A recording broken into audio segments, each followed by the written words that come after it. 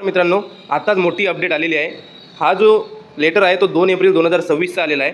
तर शिक्षक भरतीमध्ये काय बदल झालेले आहेत ते आपण बघणार आहोत। पहिले काय बदल होता आणि आता काय नवीन अपडेट आलेली आहे ते आपण बघणार आहोत। जर तुम्ही चॅनलवर नवीन असाल तर सबस्क्राईब करा शिक्षक भरतीच्या संपूर्ण माहितीसाठी आणि चॅनलला लाईक करा, व्हिडिओला लाईक करा आणि कमेंटमध्ये तुमचं मत नक्की नोंदवा की हा GR तुम्हाला कसा वाटला ते। तर मित्रांनो बघा, पहिले काय होतं, उमेदवारांना त्यांच्या अर्हतेनुसार मुलाखतीशिवाय व मुलाखतीसह या निवडीच्या दोन्ही प्रकारासाठी जाहिराती येणार होत्या। सर्व प्राधान्यक्रम पण उपलब्ध होणार होते। तथापि उमेदवारास त्यांच्या सोयीनुसार त्यापैकी जास्तीत जास्त एकूण म्हणत आहेत 50 प्राधान्यक्रम लॉक करता येत होते। सदर मर्यादा निवडीच्या दोन्ही प्रकारासाठी स्वतंत्रपणे होती। हा पहिले होता मित्रांनो, पण आता त्यामध्ये बदल करण्यात आलेला आहे। काय बदल केले ते बघूया आपण। तर बदल बघा, उमेदवारांना त्यांच्या अर्हतेनुसार मुलाखतीशिवाय व मुलाखतीसह या निवडीच्या दोन्ही प्रकारांसाठी जाहिराती पात्र असलेले व सर्व प्राधान्यक्रम उपलब्ध होणार आहेत।